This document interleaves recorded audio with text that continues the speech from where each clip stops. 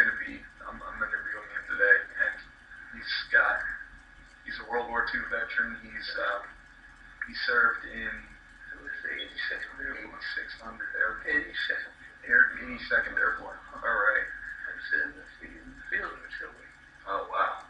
That's good. You're back from media there. Yeah, right. You know, artillery is a little easier than or at least in those days. Today with the war all mixed up by it. Yeah. You don't find them. All right, so let's just start this off real quick here. What's your hometown? I was born in Scranton. Scranton. Northeast here. Nice. So that's like right up Yeah. the turnpike there. About 90 minutes. There you go. Yeah. Hour and a half. Cool. All right. And what age did you enlist? I was in ROTC in college, and so we stayed in college until we got our degree, and then we were supposed to go to OCS, Officer Training Camp, and that's out in Fort Sill, Oklahoma.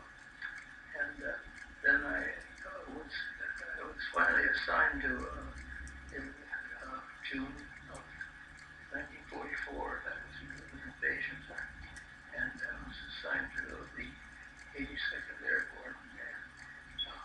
And well, we didn't come first, but we waited about 2 weeks, and then they needed replacements, and so we were suddenly airborne at that point. I didn't. I wore glasses in those days. You couldn't have glasses, you know. In other words, so I was in the paratroopers, the glider troops. We come in with the big gliders. Land, hopefully, except we landed in Germany instead of. Oh, wow. And we were captured right away. That was in June of,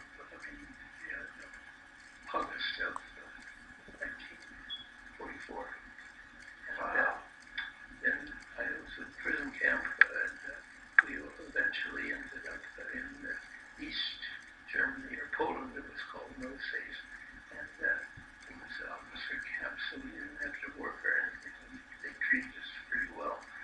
Whereas the Russians, they had a couple of the Russian men dragging this manure out, and they said, they're not good, you know, the Russians. In other words, they treated us much better because they hoped in the end of the war that we would be given good return of the airborne people that were from the United States. And the hope was that there would be more of a chance for Germans all over to have their air people, all the stuff of air. But we ended up we were liberated by the Russians in June, almost a day or two after Hitler committed suicide. And we were south of there. But the Russians didn't want us to go because they wanted us to do some diplomatic sloppy trade or something. So I eventually, on the date of May, the final day of victory, I took a truck of armed troops and we were waiting, and we went over the border finally after a full day of going around Russian places. They didn't want us to see anything, you know, even though they were our lives, and therefore every time we went somewhere it was all the way around, so we didn't see anything of the Russians. So you could see right at that early time already there was this distrust, you see, that way. And then they gave us 3 months of leave after being liberated from the Russians, and then I went back in for a year, and then the war was over. And naturally, we got priority in getting out, so I could get out on that day of May 8th, which was the end of the war officially. But the American troops still had to sit there for quite a while. Yet it took, a long time before all the troops could be the same. Now, if we start bringing troops home, it takes a lot longer than troops sometimes think. All right.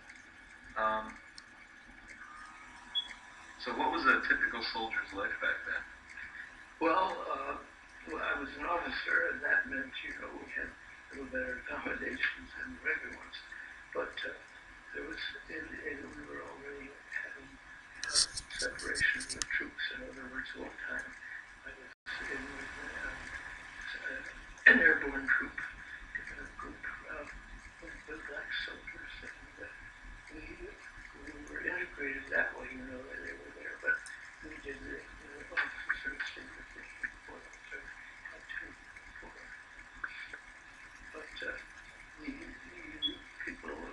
those days, if you weren't in the war, they looked down upon you. You know, it was, they viewed you as a coward or and so if you were in uniform, then naturally you got good attention after the war was over, so forth.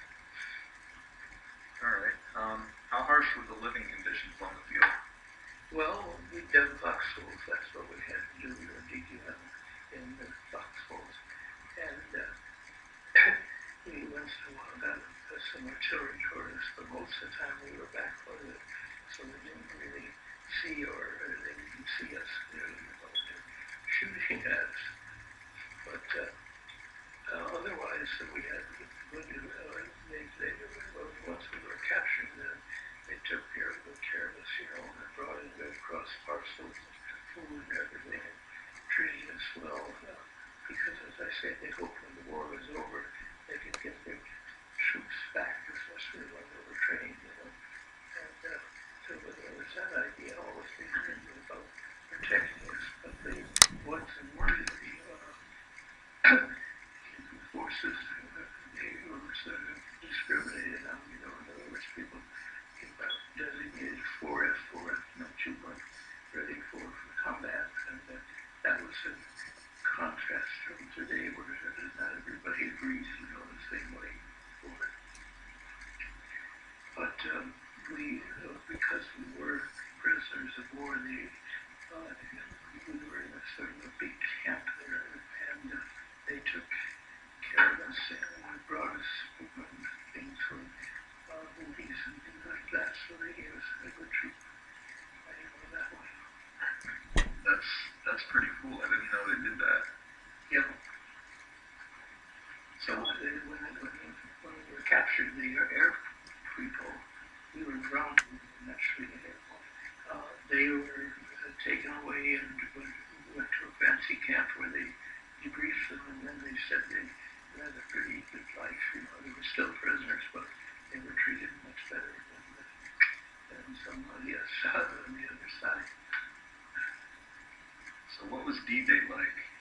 D-Day was, that was June 8th or May 8th, I think it was. That was, well, I happened to be still in uniform.